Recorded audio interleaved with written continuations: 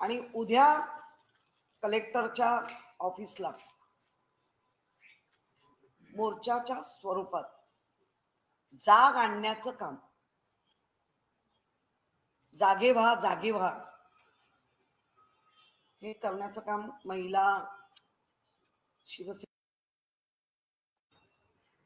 उद्धव बाळासाहेब ठाकरे यांच्या नेतृत्वाखाली आदित्य उद्धव ठाकरे यांच्या सहकार्याने आणि आमच्या ज्या विशाखाताई राऊत आमच्या सर्वात ज्येष्ठ अशा उपनेत्या, आमदार, महापौर, त्याचप्रमाणे ठाकरे त्याही उपनेत्या सुप्रदा फातर्पेकर आणि हर्षल प्रधान हे कायम या सगळ्या गोष्टींवरती लक्ष ठेवून असतात. तर ते सगळे मुद्दे आम्ही आता इथे घेणार आहोत.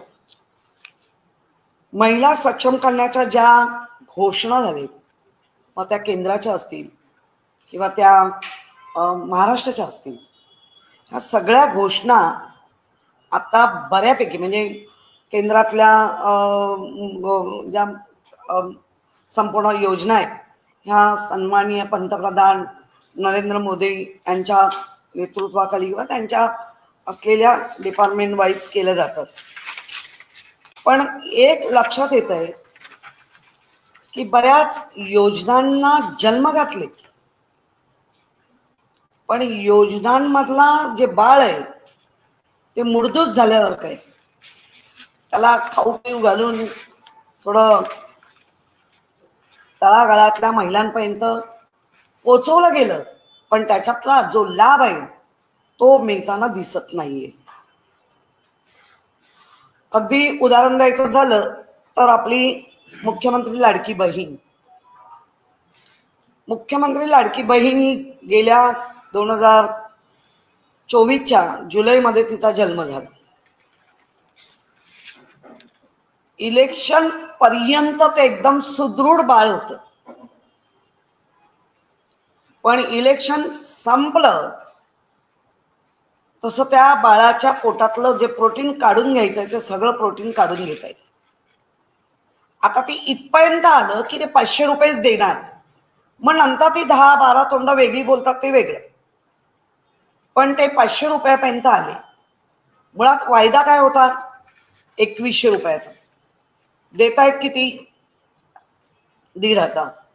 किती महिन्यांनी? आणि ज्या पद्धतीने आता त्यावेळेला सरसकट महिलांना दिले, मला वाटतं मग ते व्हाईट कार्ड असेल, जे महाराष्ट्रात राहत नाहीत त्यांचाही निकष बघितला गेला नाही, त्यांनाही दिलं गेलं. ज्या जाती धर्मावरती सगळं चाललंय त्या सगळ्यांना दिलं गेलं. आणि आता त्यांच्या सगळ्यांच्या मंत्री महोदयांच्या तोंडून आम्ही ऐकतोय की 13 लाख महिला अपात्र झालेल्या आहेत, त्याच्यावरतीच आहेत. हा 8 दिवसापूर्वीचा आकडा आहे. आणि त्यात करून ज्या अपात्र झाले आणि ज्यांना मिळालेलं आहे ते आम्ही काढून घेऊ, अशा पण काही वल्गना झाले. मग त्याला थोडंसं सन्माननीय मुख्यमंत्री देवेंद्र फडणवीसजी पॅचअप करतात. पण खरी वास्तव परिस्थिती काय आहे? तर ती वास्तव परिस्थिती अशी आहे की ही योजना, या योजनेला लागणारा जो फंड आहे तो असा वैयक्तिक ह्याच योजनेखाली नाही. कारण 2 दिवसापूर्वी संजय शिरसाट हे न्याय विकास मंत्री आहे, त्यांचे 400 कोटी काढून घेतले. त्यांचं रडगाणं आपण पाहिलं. त्यांचं म्हणणं होतं, उलट मी लेखी कळवलं होतं की करू नका म्हणून. आणि ज्या पद्धतीने जे आदिवासी लोकांचं आहे, म्हणजे एका बाजूला पुन्हा तेच बाळ, जी बाळं आपण म्हणजे योजनेच्या माध्यमातून आपण महिलांना सक्षम करतोय, ते नेमकं तिकडच्या पोटातलं काढायचं, इकडच्या पोटात घालायचं, इकडच्या पोटातलं काढायचं. अशाने महिलांची ही घोर फसवणूक आहे असं आता जनतेमध्ये असलेल्या महिला म्हणायला लागलेल्या आहेत. आणि त्यांचा आता सगळ्या म्हणजे आपण सोशल मीडियावर पाहतोय त्या म्हणायला लागले आमची मुलं सुशिक्षित आहेत, शिकली आहेत, नोकऱ्या नाही. सिलेंडरचे भाव तर आता परत वाढायला लागलेत. जे काय 12 काय 13 सिलेंडर महिना होते त्याच्यातही कटोती झालेली आहे. म्हणजे कुठूनही जे जे काय होतंय ते सगळा परिणाम या महाराष्ट्रातल्या महिलांवर होताना दिसतोय. आणि त्याच्यामुळे महिला आता त्या रिॲक्ट व्हायला लागलेल्या आहेत. त्यामुळे आमचा प्रश्न याच्या माध्यमातून हे पहिलं तुम्ही आम्हाला फक्त जिंकून द्या, 2100 रुपये देतो ते कधी देणार त्याचं उत्तर द्या. ते महिलांना 2100 रुपये कधी देणार? आणि देत असताना जनतेला कळलं पाहिजे की त्या महिलांचा हक्क त्या म्हणजे ते जे फंड बुक होतो मग ह्या खात्यातून काढून दिले म्हणजे तुम्ही पूर्णतः महिलांना सक्षम नाहीच आहे. आज मिळाले तर मिळाले, उद्या नाही मिळणार. तर महिलांचं अशी घोर फसवणूक करू नये. आणि त्यामुळे सामान्य महिलांच्या आता तोंडातून यायला लागलंय की आम्हाला खोटारडं सरकार, हे आम्हाला फसवणारं सरकार आता वाटायला लागले. आणि त्यासाठीच आम्ही कलेक्टर ऑफिसला का जाणार तर तिथूनच कार्यवंतीत होतात. ज्या महिलांना 1,500 रुपये देणार जुलैपासून जे रान उठवलं त्या ॲडव्हर्टाईजवर किती खर्च झाला ते विचारायचं नाही जनतेने, कोणीच विचारायचं नाही. ते तर कोट्यावधी खर्च झालाय. पण तरी पण ज्या पद्धतीने संपूर्ण महाराष्ट्र महिलांना जी भूलभुलैयाची स्वप्न दाखवली त्याचा चक्काचूर होताना दिसतोय. आणि हे सगळं घडतंय ते निवडणुकीनंतर. त्यामुळे त्यांचे असलेले मंत्री महोदय हे कसे आता रडगाडून लावतायत. आणि अजितदादांच्या नावाने म्हणजे अजित दादा पवार यांच्याशी माझा तरी फारसा काय आमचा संपर्क जरी नसला तरी त्यांचं काम म्हणजे निधी वाटपाचं काम ते त्यांचं चोख करतात हे आतापर्यंतच आम्ही पाहिलेलं आहे. चोख करत आलेले कारण ते बऱ्यापैकी सांभाळण्याचा प्रयत्न करतात. मग त्याच अजितदादांच्या नावाने जेव्हा खडे फोडून इथून तिकडे गेलात त्यावेळेला तुम्हाला कळलं पण नाही अजितदादा कधी येऊन मांडीवर बसले. त्यामुळे मला असं वाटतं त्यांच्या नावाने खडे फोडण्यापेक्षा दिलेली वचनं पूर्ण करा जेणेकरून महिला तुमचं वाट बघतायत या सगळ्या गोष्टीला. उद्या महापालिकेच्या निवडणुका झाल्यानंतर तर सपशेल बंद होईल असं आता महिलांना भीती वाटू लागली आहे. त्यामुळे त्याची काळजी घ्या.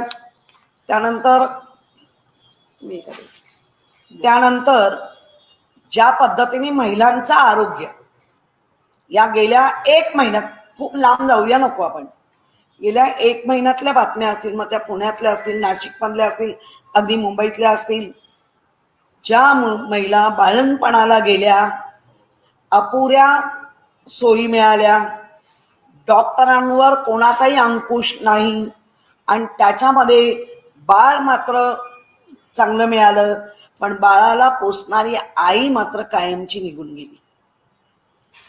या मातेच्या खुणाचं जबाबदारी कोणाची? खूणच म्हणायला लागेल. काय डॉक्टर करतायत? का नाही वेळेवर करत? नामांकित हॉस्पिटल, पुण्यासारख्या नामांकित हॉस्पिटलमध्ये असं घडतंय अजूनही त्याच्यावरती कुठलाही त्या कुटुंबाला न्याय मिळत नाहीये. आणि वाईट हे वाटतं की त्याच्यामध्ये ती 2 जुळी बाळं होती म्हणजे एका मातेच्या जाण्यामुळे 2 मुलं तिच्या दुधापासून वंचित राहिली. हे केवढं पातक आहे. त्याप्रमाणे ज्यांनी हे सगळं गरोदर राहिल्यानंतर त्यांना चांगलं खुराक मिळालं पाहिजे, त्यांचं अगदी पहिल्या महिन्यापासून त्यांना ज्या बघतात त्या अंगणवाडी सेविका असतील, आशा सेविका असतील, त्यांना लाडक्या बहिणीच्या कामात नोंदवून तेही पैसे नाही दिले, हेही कामाचे पैसे नाही, त्यांचे वाढवणं म्हणजे शेवटी कुठूनही कसाही कॅरम बोर्डची स्टायगर फिरवला तरी त्याच्यात ती राणीच जायबंद होते, महिलाच जायबंद होत आहेत. त्यांच्यावरच तो अत्याचार होतोय. मेटाकुटीला येऊन जेव्हा महागाई म्हणतो की आत्ता कुठेतरी चांगलं काहीतरी दिसेल, आत्ता कुठेतरी चांगलं, तर 50 रुपयांनी परत गॅस मागतो सिलेंडर. आणि माझ्याकडे आजच माहिती आली, आता ती नक्कीच आम्ही खरं खोटं करणार आहोत, की 16 किलोचा गॅस तो 14 किलोचा याच्यामध्ये गॅस असतो. म्हणजे 2 किलोच्या याच्यात पण फसवणूक होते.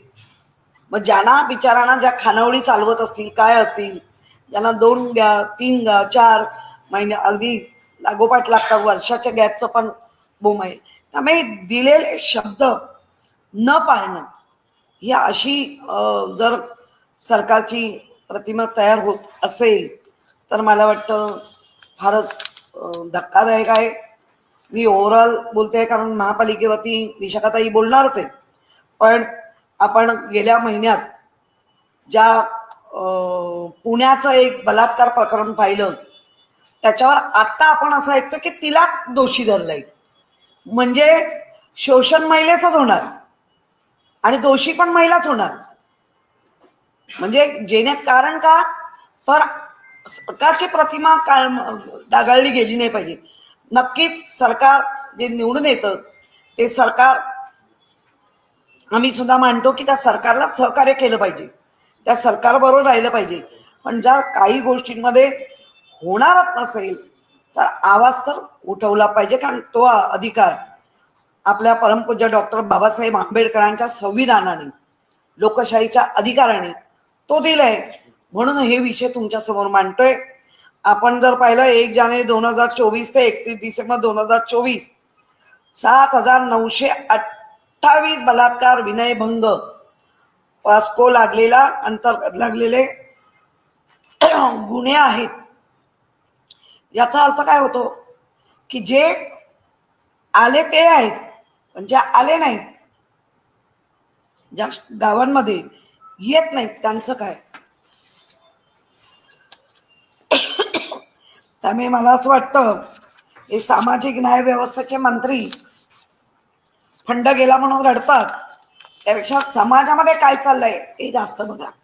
आता विशाखाताई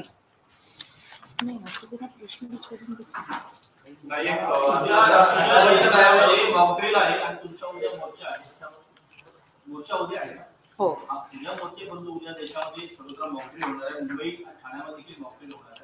अशा या मॉकड्रिलच्या परिस्थितीमध्ये तुम्ही मोर्चा काढताय, एखाद्या असंवेदनशीलता आहे का? बोलू ताई. मुळामध्ये मॉकड्रिलचा हे काल परवा आलेलं आणि आमचं सहकार्य केंद्राला असेल ना तर राज्याला असेल, पूर्ण शिवसेना उद्धव बाळासाहेब ठाकरे हे आमचं सहकार्य. आम्हाला पोलिसांनी परवानगी दिली, त्यांनी जर दिली नसती तर आमचा कदाचित हे प्रश्न तर आहेतच प्रलंबित आणि ते मांडतच राहणार, पण ते झालं नसतं. पण पोलिसांनी ज्या वेळेला परवानगी दिली आहे त्याअर्थी आम्ही आमचं निवेदन घेऊन कलेक्टर ऑफिसला जाणार आहे. मॉकड्रिलचा टायमिंग जो संध्याकाळी त्याच्या आधीच आम्ही प्रत्येक जण आपापल्या जागेवर घरामध्ये किंवा याच्यामध्ये आम्ही असणार आणि आमचा सपोर्ट आहे. या गोष्टीला केंद्र सरकारला कायम पक्षप्रमुखांनी सांगितलंय, कायम आमचे प्रवक्ते बोलतायत, कायम आमचे संजय राऊत बोलतायत की आमचा सपोर्ट आहे. त्यामुळे ह्या गोष्टीचा आणि त्या गोष्टीचं हे करून ट्रोल करण्याचा प्रयत्न करू नका. 4 महिन्याच्या आत स्थानिक स्वराज्याच्या निवडणुका घ्यायचं सर्वोच्च न्यायालयाने सुप्रीम कोर्टाने असं म्हटलंय की 2022च्या पूर्वी जे ओबीसी आरक्षण होतं ते लागू करून पुन्हा एकदा स्थानिक स्वराज्य संस्थेच्या निवडणुका घेतल्या पाहिजेत आणि पुढच्या 4 महिन्यांमध्ये या निवडणुका पार पडल्या पाहिजे असे आदेश निवडणूक आयोगाने दिले. पावसाळ्यात एकंदर आपण जी वाटचाल पाहिली आहे त्या वाटचालीमध्ये कोर्टाचा आदर ठेवून सांगते, आणि तो ठेवलाच पाहिजे, प्रत्येकाने ठेवला पाहिजे. पण तो आदर बऱ्याच ठिकाणी डावलला जाताना पण दिसतोय, पळवाटा होता. त्यामुळे आपण वेट करू. निवडणुकांसाठी आम्ही सज्ज आहोत. म्हणजे संपूर्ण जनता म्हणा किंवा त्याच्यातनं कोणाला ज्यांना निवडून यायचंय किंवा उभं आहे ते सगळे सज्ज आहेत. डिक्लेअर करा. जर कोर्टाचा आदेश आहे तर केला पाहिजे. याआधी कधी पावसाळ्यात निवडणुका झाल्या नाहीत. मुंबईमध्ये पाऊस अति मुसळधार असतो, उत्सवाचा देखील क्षण असतो. अशा वातावरणामध्ये निवडणुका घेणं फार कठीण होतं. कदाचित 4 महिन्याच्या आत असं जर असलं जरी तरी सरकार सांगू शकतंय की एंडला आणि 5व्या महिन्याच्या स्टार्टला आम्ही घेऊ असं सरकार अपील करू शकतं मे बी. त्यामुळे आपण वेट करू. व्हायलाच पाहिजे या मताशी आम्ही सगळे सहमत आहोत. नाही, मला असं वाटतं किशोरीनी जवळजवळ सगळे मुद्दे क्लिअर केले. आमचं आज ही जी प्रेस कॉन्फरन्स ही मुख्यतः की ही जी आम्ही उद्या हा मोर्चा अरेंज केला, हा मोर्चा म्हणजे आम्ही एका जागेवरून दुसऱ्या जागेला जाणार नाही होत. आम्ही सगळे कलेक्टर ऑफिस बँड्राला बाहेर तिकडे सगळ्या महिला जमणार आणि 10-12 जणी एक निवेदन घेऊन आम्ही कलेक्टरना भेटायला जाणार. म्हणजे मोर्चा आम्ही त्यांना मोर्चा म्हणतोय, पण आम्ही एका टोकाहून दुसऱ्या टोकाला जात नाही. आणि आम्ही सुद्धा उद्धव बाळासाहेब ठाकरे गटाचे आम्ही जे शिवसैनिक आहोत, आम्ही देशभक्त आहोत. आम्हालाही कळतं. आमचं म्हणणं असं नाही आहे की मॉक ड्रिल करू नये. मॉक ड्रिल जरूर करावं. आम्ही सगळेजण मोदींबरोबर आहोत या युद्धजन्य परिस्थितीमध्ये, परंतु आम्ही हे आधीच ह्याचं नियोजन केलं होतं, आधीच टायमिंग घेतलं होतं, सगळ्या परमिशन्स घेतल्या होत्या. त्यामुळे उद्या दुपारी 3ला आम्ही जाऊन हे निवेदन देणार आणि तिकडनं म्हणजे महिला सगळ्या असतील, परंतु त्याला मोर्चाचं स्वरूप नाहीये. आम्ही सगळे तिथे जमणार कलेक्टर ऑफिसच्या बाहेर आणि 3 वाजता कलेक्टरना जाऊन आम्ही सगळ्या महिला, मुंबईच्या सगळ्या महिला विभाग संघटक आणि उपनेत्या आम्ही जाऊन कलेक्टरना निवेदन देणार आणि तिकडनं आपापल्या विभागात निघून जाणार. कारण मॉक ड्रिलला आम्ही देखील त्याला सपोर्ट करतो. निवेदन देणार हा प्रश्न जो आहे तो लाडकी बहिणीच्या संदर्भातला, महिला बालविकास मंत्री यांच्या संदर्भात तुम्ही त्यांना देखील भेटणार का? हा त्याच्यानंतरचा हे असणार.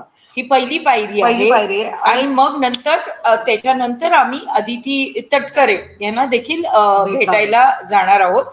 आज देखील 4 वाजता आम्ही सगळेजण देवेंद्र भारती नवीन जे CP आले त्यांना कायदा सुव्यवस्था करता आम्ही आज 4 वाजता त्यांची अपॉइंटमेंट घेतलीये. आज संध्याकाळी 4 वाजता आम्ही जे आता सगळ्या विभाग संघटक आणि उपनेत्या आणि सचिव आम्ही आज 4 वाजता CP ना भेटायला जाणार आहोत आणि एकंदर त्यांच्याशी या महिला सुरक्षा याच्या बाबत चर्चा करणार आहोत. कारण मागच्या वेळेला देखील आम्ही गेलो होतो ज्या वेळेला रश्मी शुक्ला होत्या, पण दुर्दैवाने आम्हाला त्यांच्याकडनं काही चांगला रिस्पॉन्स आला नाही. म्हणजे आम्ही बाहेर आल्याबरोबर तिथे प्रेसला सांगितलं की म्हणजे आम्ही कसारा बोलत होतो आणि त्या कर्जत बोलत होतो. चक्क डायव्हर्ट केला सगळा इश्यू. आम्ही सगळे नाराज झालो की एक बाई आणि आम्ही महिलांचे विषय सांगतोय आणि रश्मी शुक्ला बगल देत आहेत त्या विषयाला. आज बघूया देवेंद्र भारती आम्हाला कसं सपोर्ट करतायत. आणि परत मी सांगते, उद्या आमचा मोर्चा म्हणजे आम्ही बाहेर जमणार कलेक्टर ऑफिसमध्ये एक 8-10 महिला जाऊन निवेदन देणार आणि तिकडनं सगळ्या जणी निघून जातील. कारण संध्याकाळी मला वाटतं मॉक ड्रिलचं आयोजन आहे आणि आम्ही देखील या मॉक ड्रिलला सपोर्ट करतोय. मोदींना आम्ही पाकिस्तानच्या ह्याच्या बाबत विरोधात आम्ही मोदींना सपोर्ट करतो. किशोरीताई, आर्थिक गुन्हे शाखेकडून अनेक ठिकाणी छापेमारी करण्यात आलेली आहे. मुंबईमध्ये मिठी नदी आणि नाले सफाई या संदर्भात छापेमारी होती आणि एकंदर पालिकेचे 50 कोटी रुपयांहून अधिक रकमेचं नुकसान या ठिकाणी केल्याचं निदर्शनास आलं. कसं पाहता या छापेमारीकडे, या कारवाईकडे? नाही, काय पाहायची गरजच नाही. कारण 2022 पासून निवडणूकच होऊ घातल्या नाहीत. तिथे अधिकार मान्याने जे नगरसेवक सर्व पक्षीय भांडत होते, मुंबईकरांच्या अधिकारासाठी संरक्षणासाठी उभे होते, तेच नाहीयेत. त्यामुळे वाटेल तसं, कारण ह्याच्या आधी राज्याचा किंवा केंद्राचा महानगरपालिकेमध्ये अजिबात हस्तक्षेप नव्हता. तो खूप वाढलाय आणि त्याच्यामुळे जे ठेवलेल्या होत्या त्या फक्त रंगरंगोटी आणि रस्त्यांना पाण्याने धुणे, चकचकीत रस्ता मोठ्या पाण्याच्या फोर्सने धुणे हेच आम्ही बघत आलोय. त्यामुळे मला वाटतं हे जे लुटमार चालली आहे ते मुंबईकरांनी नीट विचारपूर्वक आणि सजग नागरिकांनी याच्यावर विचार केला. ताई, हा जो जे एसआयटीचं हे आहे 2022-24 आहे ना, की एसआयटीचं हे चाललंय 2022-24 चाललंय. हा, मग जे दोषी असतील ते करा ना. आम्ही तर कधीच अशा गोष्टीला हे नाही केलंय. 2022चा आहे तर करावं ना. जे कॉन्ट्रॅक्टर आहेत, जे लाडके कॉन्ट्रॅक्टर आहेत, काय ते करा. येईल सगळं दूध का दूध आणि पाणी का पाणी बाहेर. सही हिंदी में जानना चाहेंगे. कल एक आप सही बोला. मोर्चा कर रहे हैं, क्या आप बोलिए. हाँ, हाँ, कल एक लाड़की बहन को लेके आप लोग कलेक्टर के पास मोर्चा लेके जाने वाले हैं, आपका निवेदन देने वाले हैं, क्या कहना चाहते हैं? हमारे उपनेता विशाखा राउत मैडम ने अभी कहा है कि ये मोर्चा कहा जाता है, लेकिन युद्धजनित परिस्थिति ये देश में हो गई है, तो उस कारण कल मॉक ड्रिल रखा है. लेकिन मॉक ड्रिल के पहले हमारा ये सब तय हुआ था. मॉक ड्रिल के पहले हमने सब संगठन गठन की थी. इसका मतलब है कि मुंबई और महाराष्ट्र में ये सब अभी जो तकलीफ हो रही है महिलाओं को, उसका आवाज हम कलेक्टर के पास जाके निवेदन के द्वारा हम देने वाले हैं. और हमारा कहना है, जो युद्धजनित परिस्थिति जो देश में हुई है, जिस प्रकार पहलगाम में जो जिसका हम मराठी में भी कहते हकनाक, कुछ उनका दोष नहीं था, घूमने गए थे, उनके बच्चे और उनके वाइफ के सामने उनकी जान ली गई, तो उसका तो निषेध होना ही चाहिए. और इसके लिए हमारे सम्मानीय पंतप्रधान जो जो निर्णय लेंगे हम उनके साथ हैं. तो हमने कभी ये परिस्थिति में हम देश के साथ रहेंगे, क्योंकि हम भी ये देश का एक अविभाज्य घटक है. हम भी देश प्रेमी हैं, हम महाराष्ट्र प्रेमी हैं, हम मुंबई प्रेमी हैं, तो हम उनके साथ हैं. इसलिए ये तो हमारा जो महाराष्ट्र और मुंबई के लिए, लेकिन देश का जो जो निर्णय लिया जाएगा युद्ध के लिए या जैसी परिस्थिति निर्माण हो रही, तो हम पाकिस्तान का निषेध करते हैं और हम हमारे पंतप्रधान के साथ हैं. लाड़की बहन स्कीम को लेके आपने कहा कि चुनाव से पहले स्कीम शुरू हुई थी, 1500 रुपए देने की बात हुई थी, अब 500 रुपए दे रहे हैं. बीएमसी के चुनाव के बाद आपको ऐसा लगता है कि वो स्कीम भी बंद कर दी जाएगी? किस तरह से देखते हैं आप? डेफिनेटली बंद की चुनाव आएगा ये मुंबई महानगर पालिका का, तब तक ये पैसे देंगे. उसके बाद पैसे बंद करेंगे, क्योंकि गवर्नमेंट की हालत ही खराब है. आर्थिक जो स्थिति है वो खराब है.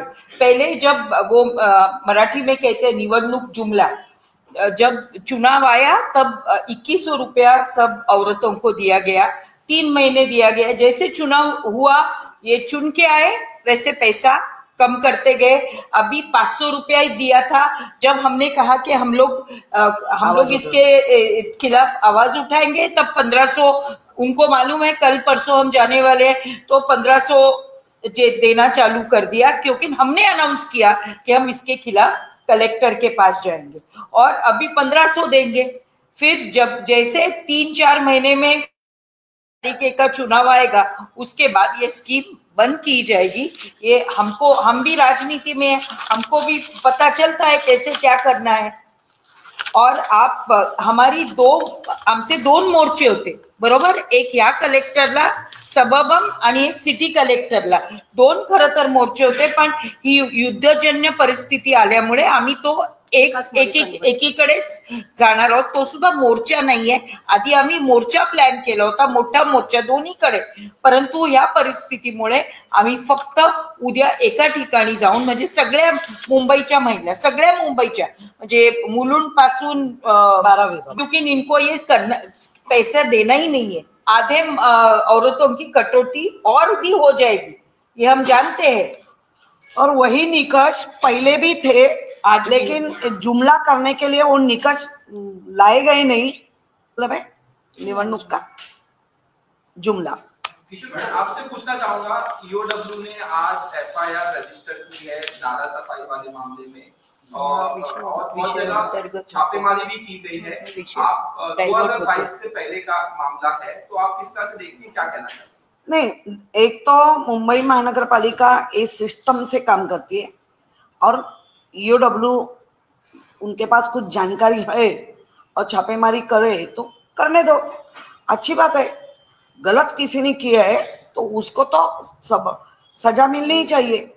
तो हम जो यंत्रणा कर रहे हैं उसके साथ ही। भाई, महाराष्ट्र के लिहाज से सुप्रीम कोर्ट ने बहुत अहम फैसला लिया है। उन्होंने कहा है कि 4 या 5 सालों से महाराष्ट्र के स्थानीय निकाय चुनाव नहीं हो रहे हैं और इस कारण ये चुनाव जल्द से जल्द ओबीसी रिजर्वेशन के साथ लेने चाहिए। 4 हफ्ते में उसका नोटिफिकेशन निकाले और 4 महीने के अंदर ये चुनाव लिए जाए, इस तरह के आदेश सुप्रीम कोर्ट ने दिए। नहीं, एक तो अपने देश में कोर्ट का सम्मान करना, परम पूज्य डॉक्टर बाबा साहेब जिनका जो संविधान है, लोकशाही का जो अधिकार है, उसके साथ रह के ये करना चाहिए। अभी तो गवर्नमेंट को उन्होंने महाराष्ट्र राज्य सरकार को ये दिए, तो मुझे लगता है महाराष्ट्र सरकार भी करेंगे। लेकिन अपने मुंबई में या महाराष्ट्र में बहुत बारिश होता है, तो बारिश का ये देखे 4 महीने में हम ये सब तैयार करते हैं, लेकिन इलेक्शन एंड तक लेंगे। इसका मतलब है अक्टूबर फर्स्ट वीक, सेकेंड वीक में भी इलेक्शन हो सकता है और होना ही चाहिए, क्योंकि सब वेट कर रहे हैं। क्योंकि आज हम देख रहे हैं मुंबई महानगर पालिका का क्या हाल हो रहा है, लोगों के क्या हाल हो रहे, तो होना ही जरूरी है। लेकिन अभी राज्य सरकार किस तरह से देखते हैं और कोर्ट को क्या एफिडेविट देते वो पता नहीं। मैडम बताइए, एक हिंदी बताइए, आपने कहा कि हम प्रधानमंत्री के साथ में हैं, जो पाकिस्तान के विरोध जो भी फैसला लिया जा रहा है। आप ही के पार्टी के लीडर संजय राउत कहते हैं कि 15 दिन हो गए, अभी तक सरकार ने कुछ ठोस फैसला नहीं लिया है और लोगों को सिर्फ उलझा के रखा गया है, कुछ ठोस फैसला नहीं ले रहे हैं, क्या कहना है? देखो, संजय राउत ने तो पहले ही कहा है कि हम उनके साथ हैं। इसका मतलब ऐसा नहीं कि हमारे कुछ सवाल हम पूछ नहीं सकते। एक पूरे देश के लोगों के तरफ से जो सोशल मीडिया है, बाकी मीडिया, वो देख के वो अपना सवाल बोल रहे हैं, तो जवाब तो देना ही चाहिए। हम तो है ही है, लेकिन इसका मतलब ऐसा नहीं है, क्योंकि अभी भी हम भी सोशल मीडिया में देख रहे हैं जो सेना में बुजुर्ग थे, रिटायर्ड हुए, वो आज भी कहते कि वो अपना कश्मीर छोड़ के नहीं गए, तो पाताल गए या किधर गए, ढूंढना चाहिए, खत्मा करना ही चाहिए। वो सवाल पूछना गलत है क्या? हम भी देश प्रेमी है, देश के प्यार से हम पूछ रहे। मॅडम, तुम्ही जे 1,500 आपण बोलतोय आणि या सरकारने 2100 केलं, पण तुम्ही तर त्यावेळेला 3000 देणार होता. तुम्ही 3000 करणार होता. तुमचं फायनान्शियल प्लॅनिंग काय होतं या संदर्भात? कारण या सरकारचं फायनान्शियल प्लॅनिंग काय ते दिसतंच. मुळामध्ये ज्या चालू घडामोडी आहेत ना, त्याच्यावर आपण बोललंच पाहिजे। आम्ही तुमचा जुमला होता ना, आमच्याकडे प्लॅनिंग होतं, ते आम्ही आत्ता का डिक्लेअर करावं? आमच्याकडे आजही प्लॅनिंग आहे, आम्ही 3000 देऊ शकतो, पण आम्ही ते का तुम्हाला आमचे काही सिक्रेट सांगावे? आणि आणि आणि आणि अक्षरशः तुम्ही महानगरपालिकात तुटताय, त्याच्यामुळे 1,500चे 2100 देणार हे तुम्ही कबूल केलं होतं, ते कधी देणार याचं उत्तर द्या। काही एक सेकंड, महानगरपालिका इतके वर्ष डेथ मध्ये होती, ते उगीच एवढ्या प्रॉफिट मध्ये आम्ही आणली नाही। जर आमचं आर्थिक नियोजन नसेल तर, नियोजन होतं म्हणून आम्ही घोषणा प्लस मध्ये आणली।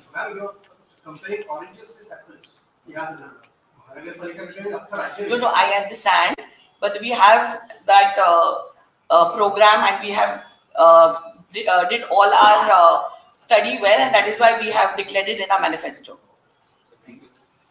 अजून एक विषय राहिले, मुळात या संदर्भात किशोरीताई, विशाखाताई आणि यांनी अतिशय व्यवस्थित माहिती पूर्ण राज्यासंदर्भात सांगितली.